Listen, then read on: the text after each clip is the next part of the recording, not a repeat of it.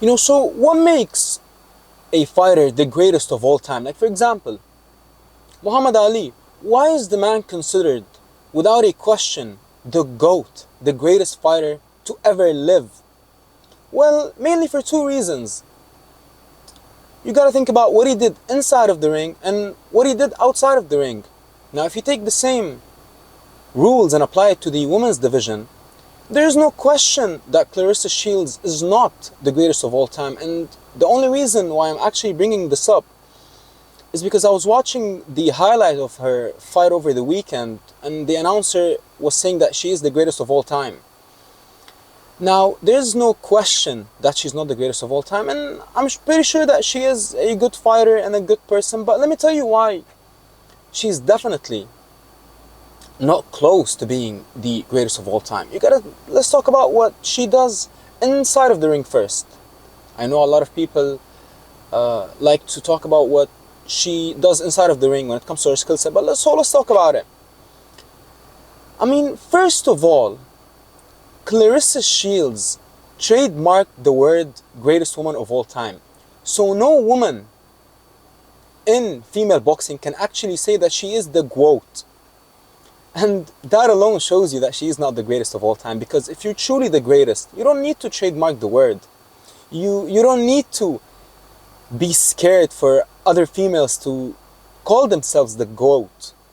And that is the main reason why she's not the GWOAT. But let's talk about the skill set. The level of opposition first. It is absolutely horrendous.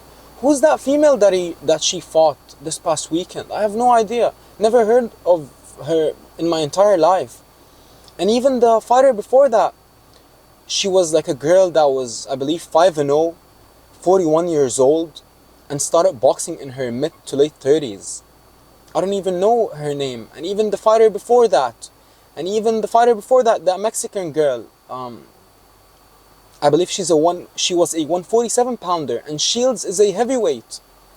So that alone speaks volumes. And another thing, if you actually think about it, let's talk about her skill set. She's extremely flat-footed. When you talk about African American fighters, they're known for their exceptional defense and footwork. But Clarissa Shields, she's extremely flat-footed, and she fights like a puncher, even though she has no power. I believe she has 1 or 2 knockouts in her entire career. And even when you talk about the weight divisions, look at the sacrifices that Katie and Amanda were willing to do. Katie was willing to take a catchweight fight in the trilogy versus Serrano, went down in weight, even though she is the undisputed at 140, but the fight was under 140 at a catchweight. She was willing to do that to prove that she is the greatest. Amanda Serrano went up more than 8 divisions to prove that she is the greatest. While on the other hand, Shields, let's be honest, she's not really in shape. She's a heavyweight, and we don't really see females as heavyweights. And she didn't start her career at heavyweight, but that shows you lack of discipline and many other things that you can guess.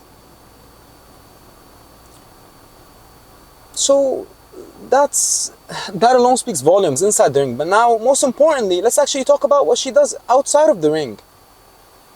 Let's talk about that weigh-in.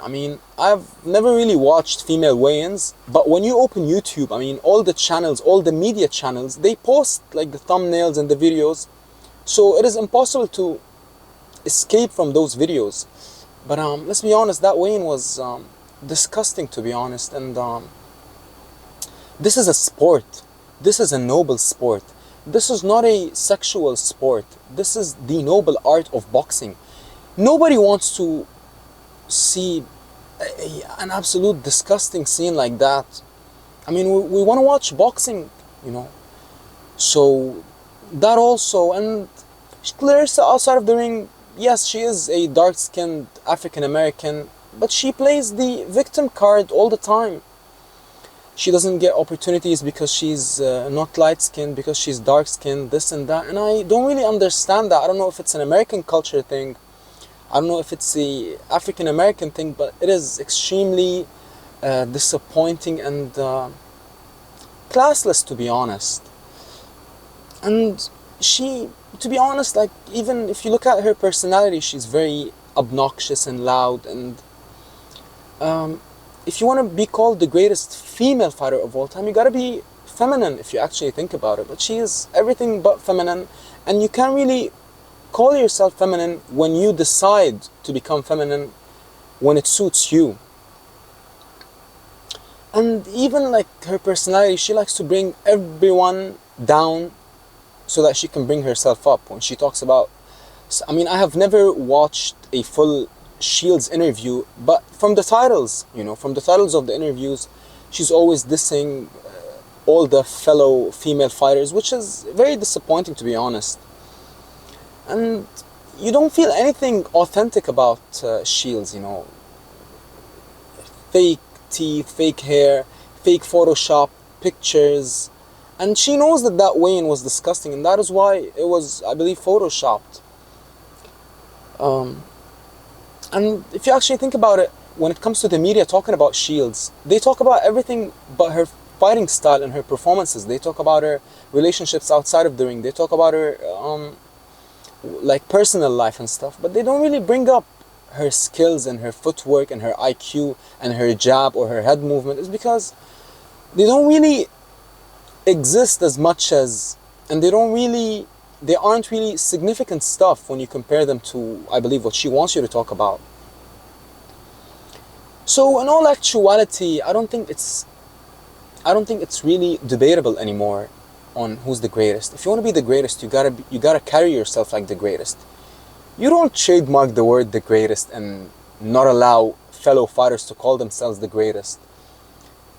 That shows that you feel threatened by all the other female fighters, and that's very disappointing. And I'm sure that Shields is a good person, and I'm pretty sure that I'm not saying that she's a bad person, but all I'm saying is this: she is definitely not the greatest.